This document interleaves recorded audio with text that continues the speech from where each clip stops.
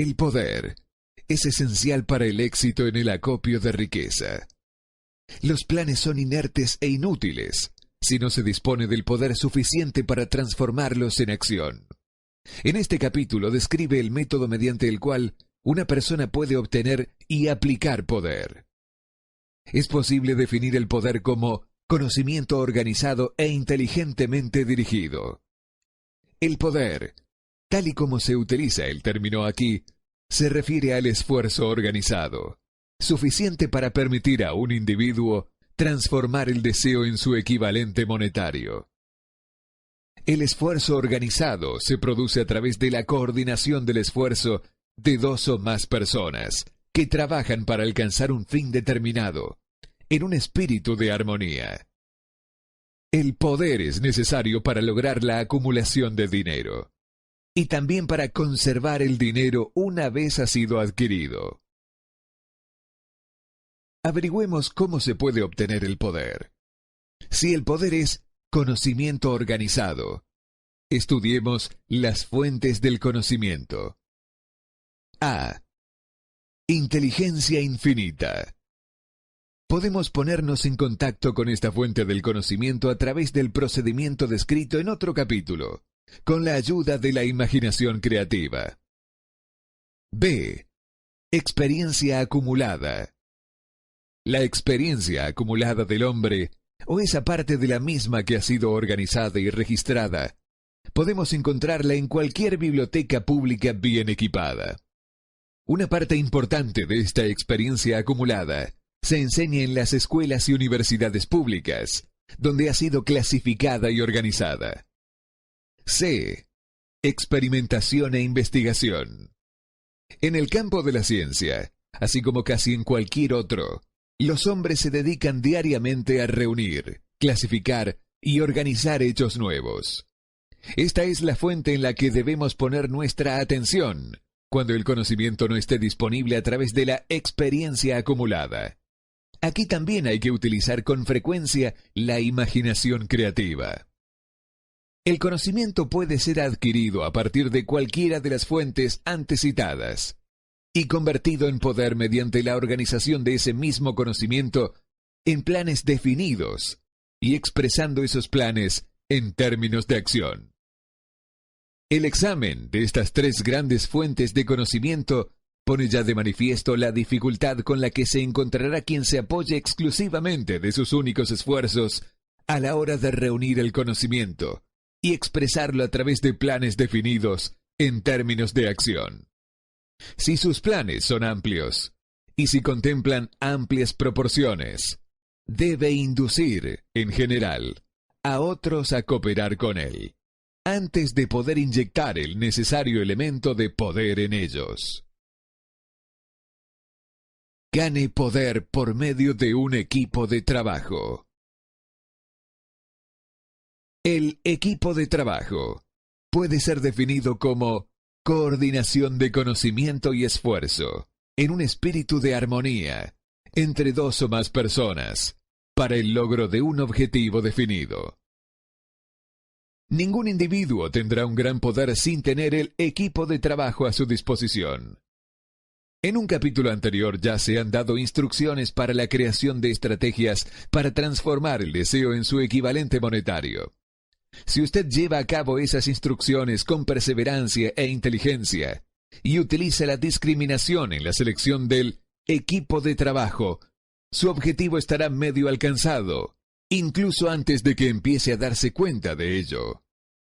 Así, para que comprenda las potencialidades intangibles del poder de que dispone mediante un equipo de trabajo adecuadamente seleccionado, explicaremos aquí las dos características del principio del equipo de trabajo, una de las cuales es de naturaleza económica y la otra de naturaleza psíquica.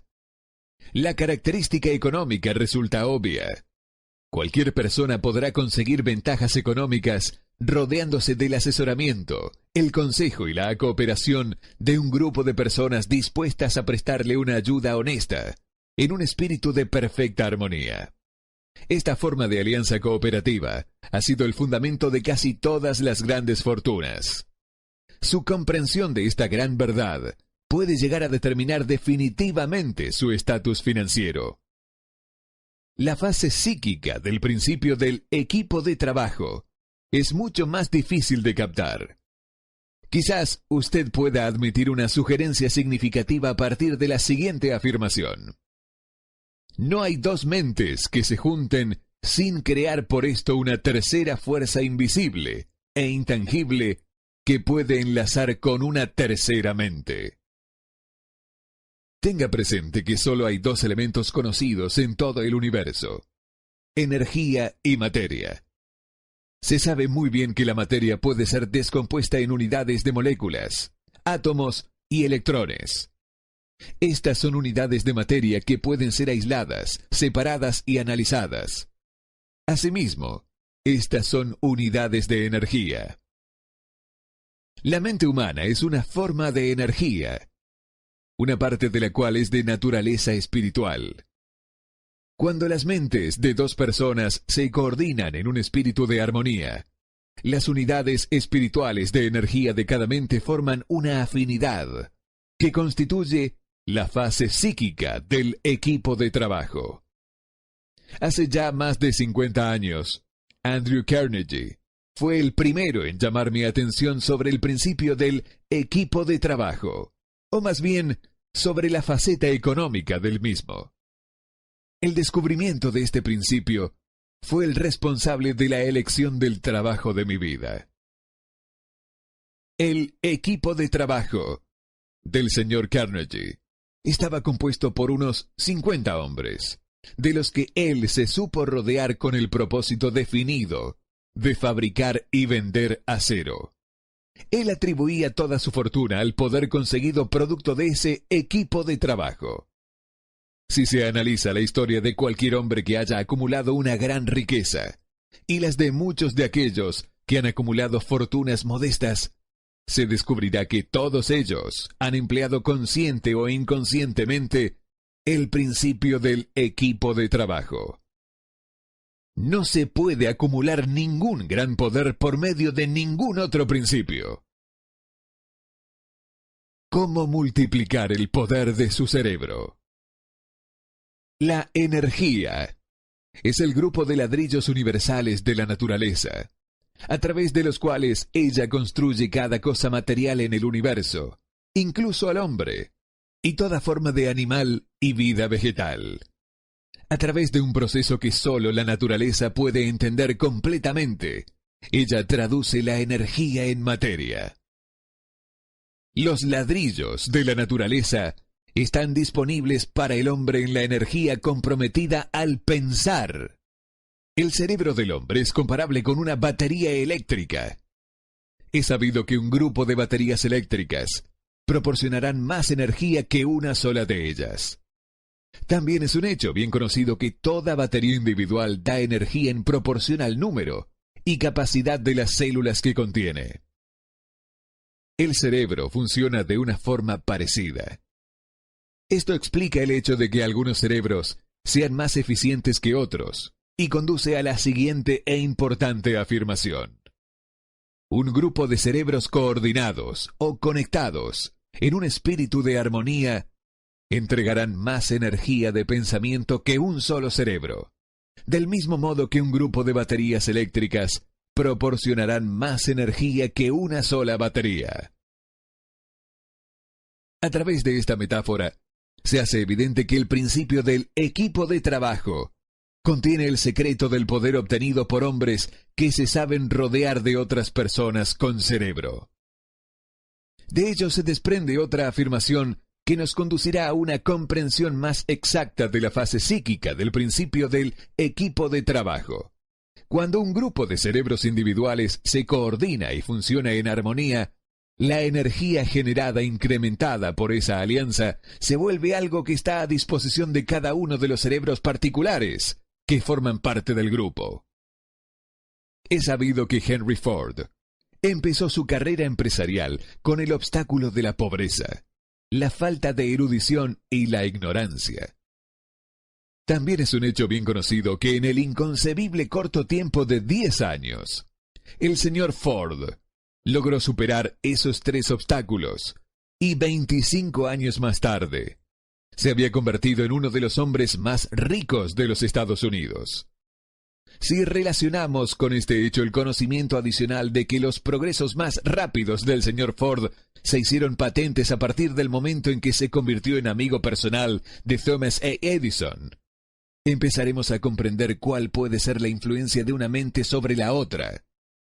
Avancemos un paso más y consideremos el hecho de que las más increíbles hazañas de Ford empezaron a producirse tras haber conocido a Harry Firestone, John Burroughs y Luther Burbank, cada uno de los cuales era un hombre de gran capacidad cerebral.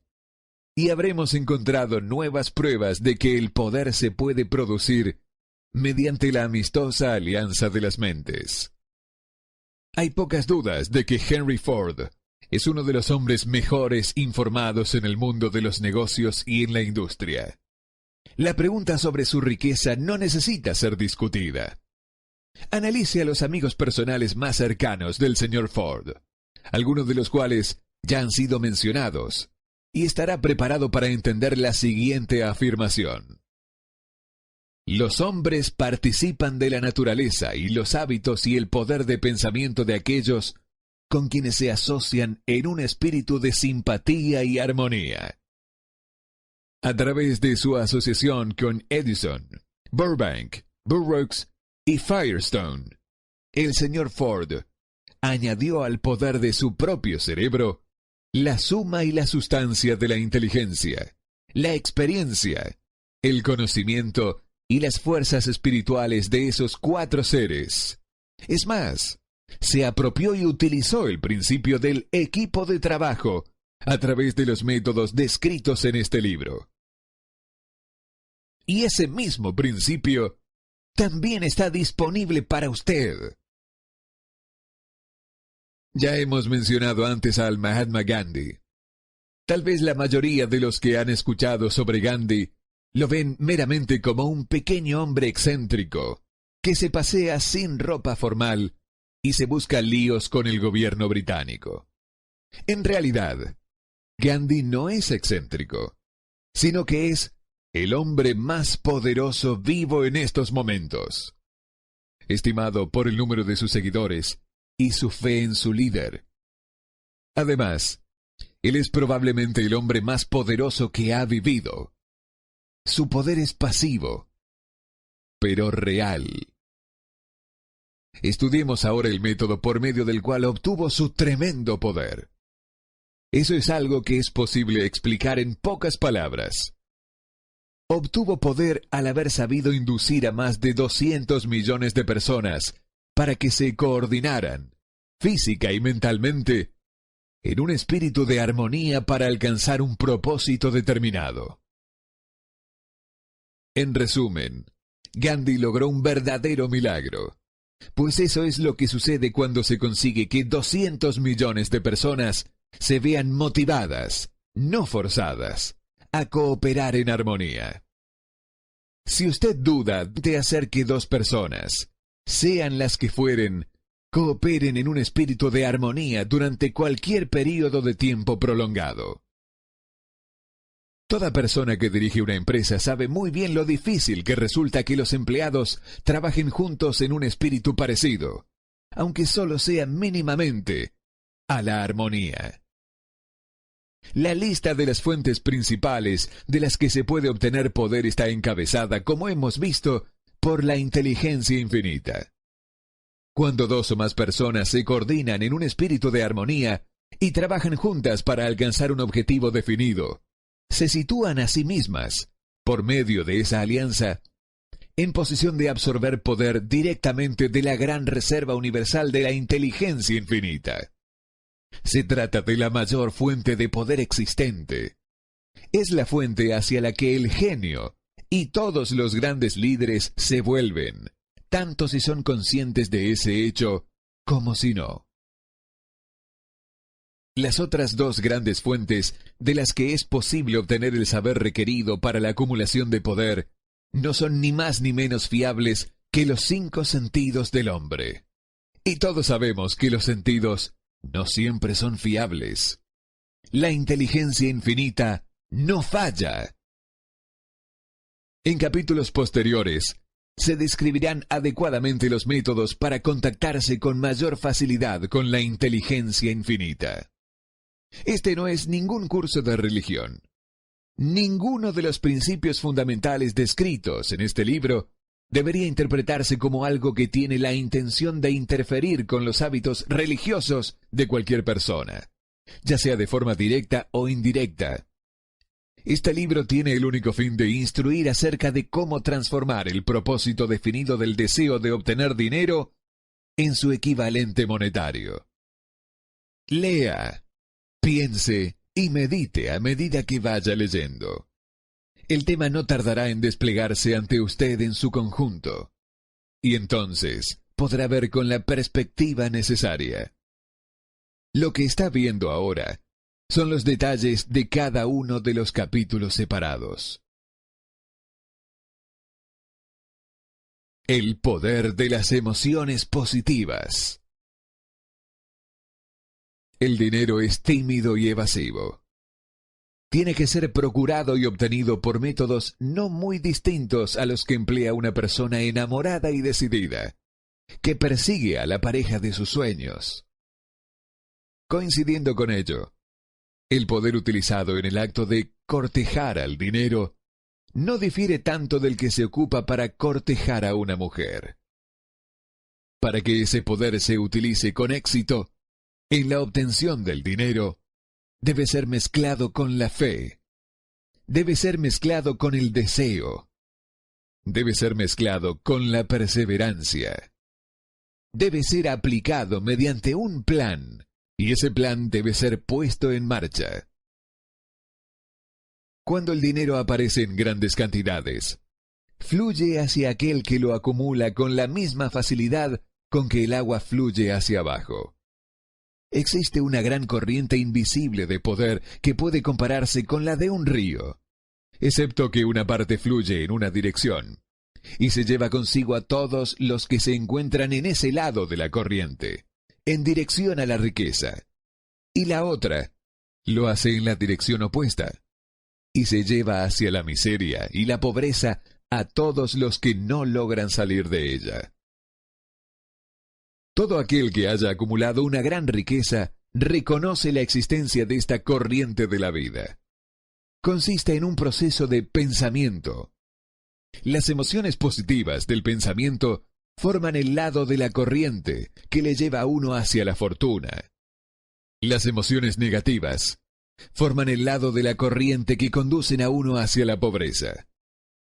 Esto contiene un pensamiento de una gran relevancia para todo el que esté siguiendo este libro con la idea de acumular una fortuna.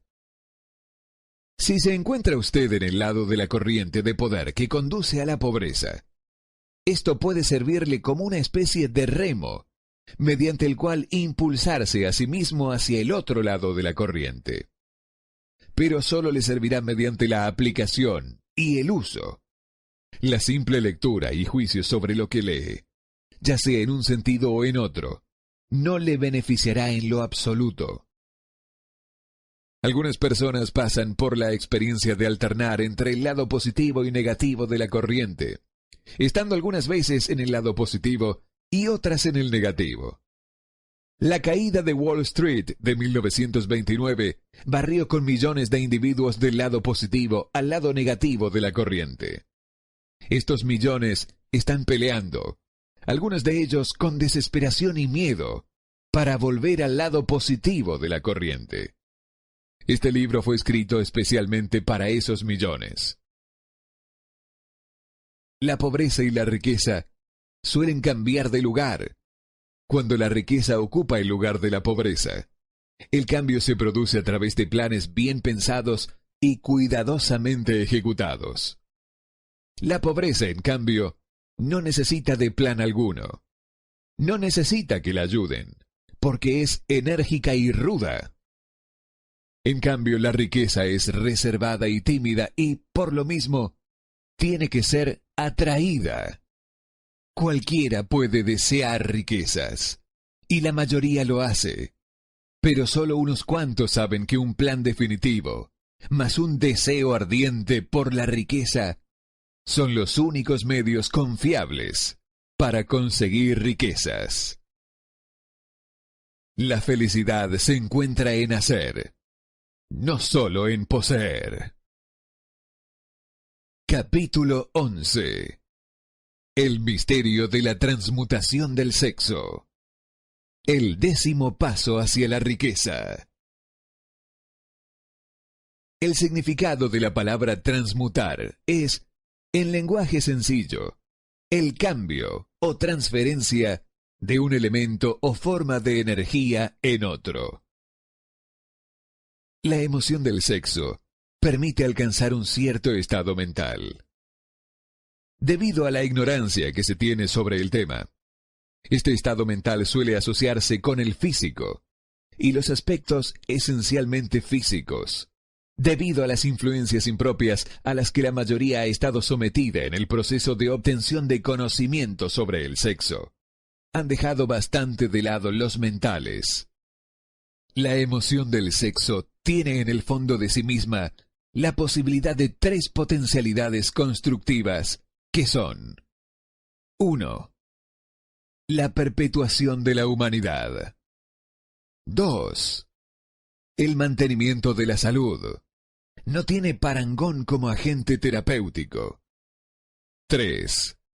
La transformación de la mediocridad en genio a través de la transmutación. La transmutación del sexo es fácil y sencilla de explicar.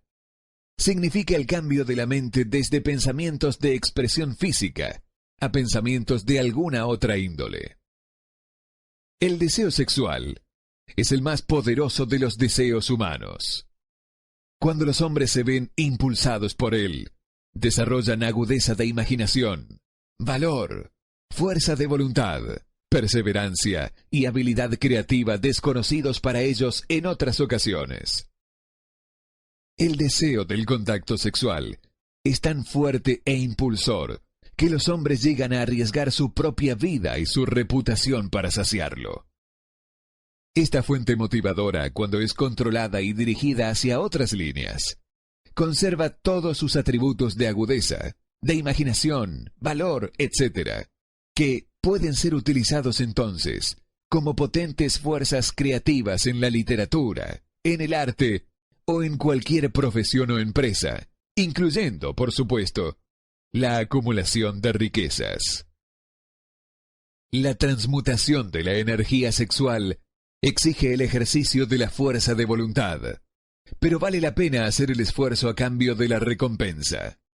El deseo de expresión sexual es innato y natural. Ese deseo no puede ni debe ser hundido ni eliminado, pero debe proporcionársele una vida de salida a través de formas de expresión que enriquezcan el cuerpo, la mente y el espíritu de la persona. Si no se le proporciona esa vía de escape por medio de la transmutación, buscará vías de salida mediante canales puramente físicos. Si se controla el agua de un río durante un tiempo, es posible construir una presa, pero en último término, el río buscará una salida. Lo mismo puede decirse de la emoción del sexo. Puede quedar sumergida y ser controlada durante un tiempo, pero su propia naturaleza hace que ande siempre a la búsqueda de medios de realización.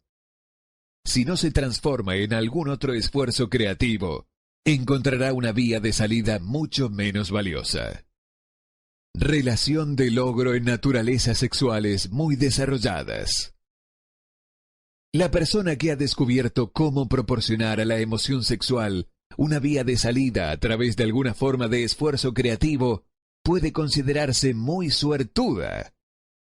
La investigación científica ha puesto en evidencia los siguientes hechos significativos. 1. Los hombres que han alcanzado mayores logros son aquellos que han desarrollado elevadas naturalezas sexuales. Hombres que han aprendido el arte de la transmutación sexual. 2.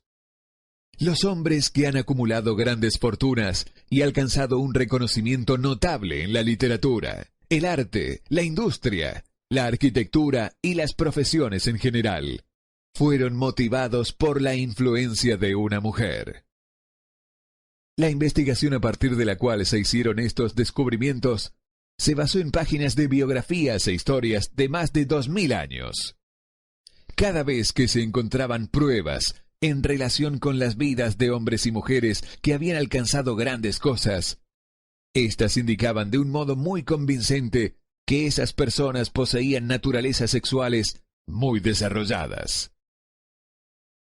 La emoción del sexo es una fuerza irresistible contra la cual no puede haber una oposición, como la de un cuerpo inamovible. Cuando se ven impulsados por esta emoción, los hombres se hallan dotados de un superpoder para la acción. Una vez usted haya comprendido esta verdad, habrá captado el significado de la afirmación según la cual la transformación sexual contiene el secreto de la habilidad creativa. Destruya las glándulas sexuales, ya sea en el hombre o en el animal irracional, y habrá eliminado la mayor fuente de acción. Como prueba de ello, observe lo que sucede con cualquier animal que haya sido castrado. Después de haber sido sexualmente alterado, un toro bravo se convierte en un animal tan dócil como una vaca. La alteración sexual le priva al macho, ya sea hombre o bestia, de toda la capacidad de lucha que lleva dentro. La alteración sexual de la hembra tiene el similar efecto. Los 10 estímulos de la mente. La mente humana responde a estímulos con los cuales puede ser excitada para alcanzar elevados grados de vibración, conocidos como entusiasmo, imaginación creativa, deseo intenso, etc. Los estímulos a los que la mente responde con mayor libertad son: 1. El deseo de expresión sexual. 2. Amor. 3. Un deseo ardiente de alcanzar fama, poder o ganancias financieras, dinero. 4. Música. 5. Amistad entre personas del mismo sexo o con las del sexo opuesto. 6. Una alianza de equipo de trabajo, basada en la armonía de 2 personas o más que se alían entre sí para el progreso espiritual o temporal. 7. El sufrimiento mutuo, como el vivido por personas que se ven perseguidas. 8. Autosugestión. 9. Temor. 10. Narcóticos y alcohol. El deseo de expresión sexual se encuentra a la cabeza de la lista de estímulos, por ser el que con mayor efectividad eleva la mente e inicia el giro de las ruedas de la acción física. 8 de los estímulos de esta lista son naturales y constructivos. 2 de ellos son destructivos.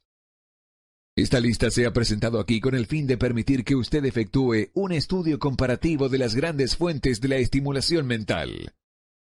A partir de ese estudio, verá con facilidad que la emoción del sexo es, con mucha ventaja, el más intenso y poderoso de todos los estímulos de la mente. Esta comparación es necesaria como una base para probar la afirmación que la transmutación de energía sexual puede elevarlo al estado de genio. Permítanos averiguar qué significa ser un genio. Algún sabiondo ha dicho que un genio es un hombre que lleva el cabello largo, come con descuido, vive solo y sirve de objetivo para quienes hacen los chistes. Una definición mucho mejor de un genio es un hombre que ha descubierto cómo aumentar la intensidad de pensamiento hasta el punto de poder comunicarse libremente con fuentes de conocimiento no disponibles, a través de la proporción ordinaria del pensamiento. Cualquier persona que piense querrá hacer más preguntas referentes a esta definición de lo que es un genio. La primera pregunta a plantear sería: ¿cómo puede uno comunicarse con las fuentes del conocimiento que no estén disponibles a través del pensamiento ordinario?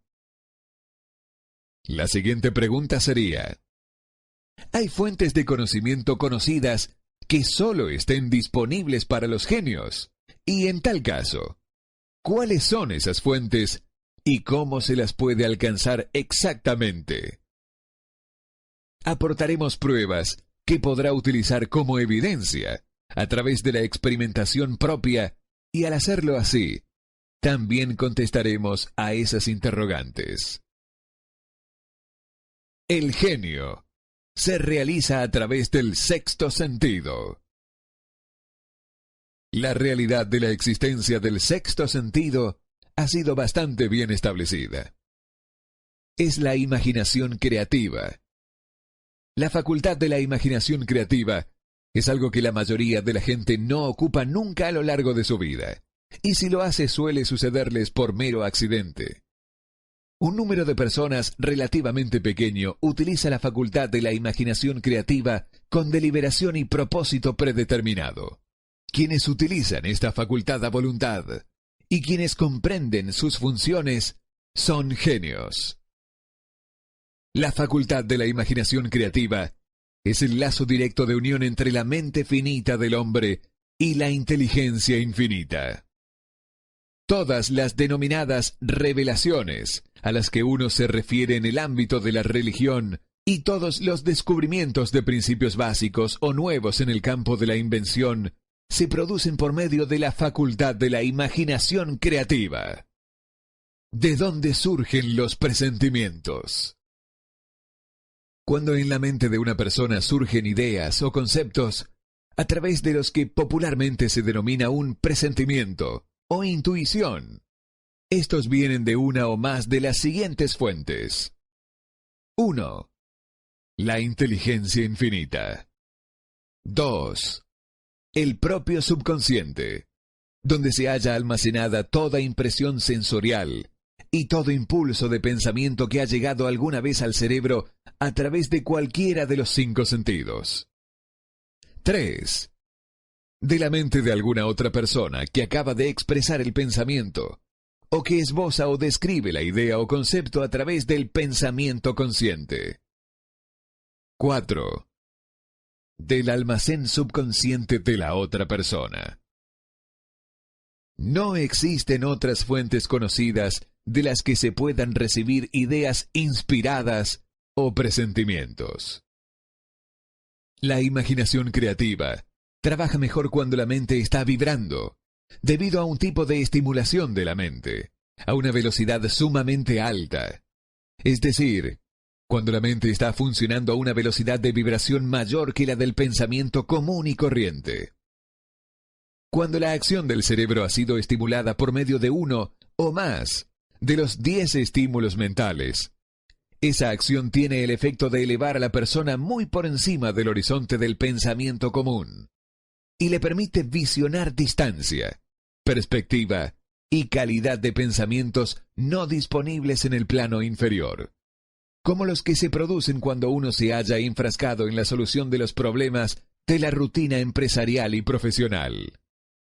Cuando uno se eleva hasta ese nivel de pensamiento más elevado por medio de cualquier forma de estimulación mental, un individuo ocupa casi la misma posición que otro que ha ascendido en un avión hasta una altura desde la que puede observar más allá de la línea del horizonte que limita su campo de visión cuando se encuentra en tierra.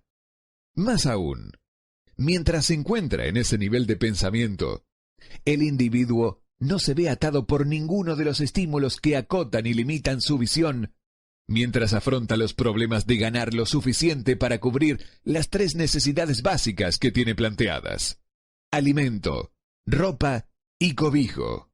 Se encuentra entonces en un mundo de pensamiento del que se han eliminado con tal efectividad los pensamientos cotidianos y ordinarios, como lo están los valles y colinas y otras limitaciones de la visión física para el que se encuentra en un avión. Mientras se encuentra en este plano exaltado del pensamiento, la facultad creativa de la mente recupera libertad para la acción. De ese modo, se ha despejado el camino para el funcionamiento del sexto sentido. El individuo se vuelve receptivo a ideas que no hubieran acudido a su mente en otras situaciones. El sexto sentido es la facultad que marca la diferencia entre un genio y un individuo ordinario. El incremento de la capacidad creativa. La facultad creativa se hace más alerta y receptiva a factores que se originan fuera del subconsciente de la persona. Ello sucede en mayor medida cuanto más se la utiliza, más se basa en ella el individuo y más le plantea exigencias de impulsos para el pensamiento. Esta facultad se puede cultivar y desarrollar solo a través del uso.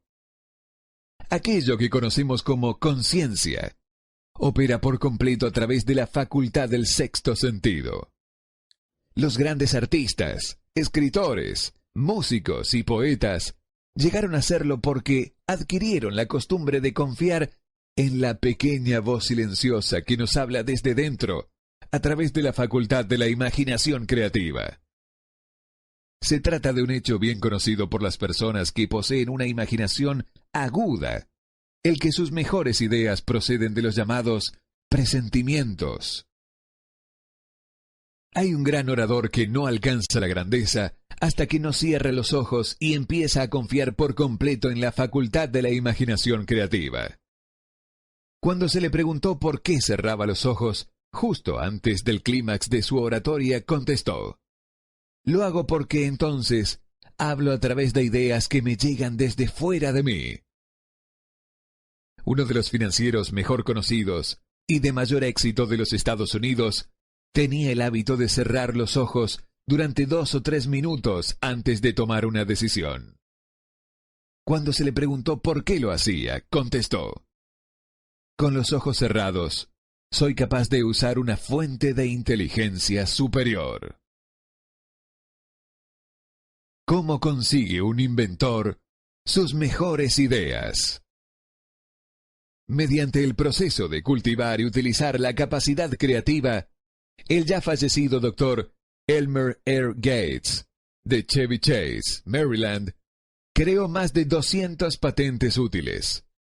Su método es significativo e interesante al mismo tiempo para todo aquel que se sienta atraído por alcanzar el estatus de genio, a cuya categoría perteneció el Dr. Gates, sin la menor duda.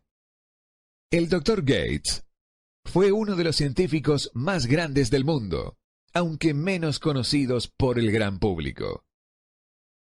En su laboratorio, disponía de lo que él llamaba su sala de comunicación personal. Era una estancia a prueba de ruidos y ordenada de tal manera que todo destello de luz podía ser eliminado. Estaba equipada con una pequeña mesa, sobre la que siempre había una libreta. Delante de la mesa, en la pared, había un panel de conmutadores eléctricos que controlaban las luces. Cuando el Dr. Gates quería utilizar las fuerzas disponibles para él, a través de su imaginación creativa, entraba en la sala, se sentaba ante la mesa, apagaba las luces y se concentraba en los factores conocidos del invento en el que estaba trabajando.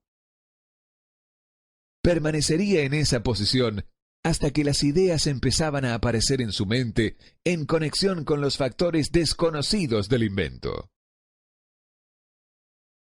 En una oportunidad, las ideas acudieron a su mente con tal rapidez que se vio obligado a escribir durante casi 3 horas. Cuando los pensamientos dejaron de fluir y examinó las notas que había tomado, descubrió que contenían una minuciosa descripción de principios sin precedente alguno entre los datos conocidos del mundo científico. Además, la respuesta a su problema quedó inteligentemente presentada en aquellas notas. De esta forma, el Dr. Gates completó más de 200 patentes, que habían sido empezadas pero no terminadas por cerebros descabellados. La evidencia de la verdad de esta afirmación está en la Oficina de Patentes de los Estados Unidos. El Dr. Gates se ganaba la vida sentándose para recibir ideas destinadas a individuos y empresas. Algunas de las más grandes corporaciones estadounidenses le pagaron importantes cantidades por hora solo por sentarse para recibir ideas. La facultad de razonamiento suele resultar defectuosa porque, en buena medida, se ve guiada por la experiencia acumulada. No todo el conocimiento que uno acumula por medio de la experiencia es acucioso. Las ideas recibidas a través de la facultad creativa son mucho más fiables, por la misma razón de que vienen de fuentes más confiables que cualquier otra que esté disponible para la facultad de razonamiento de la mente.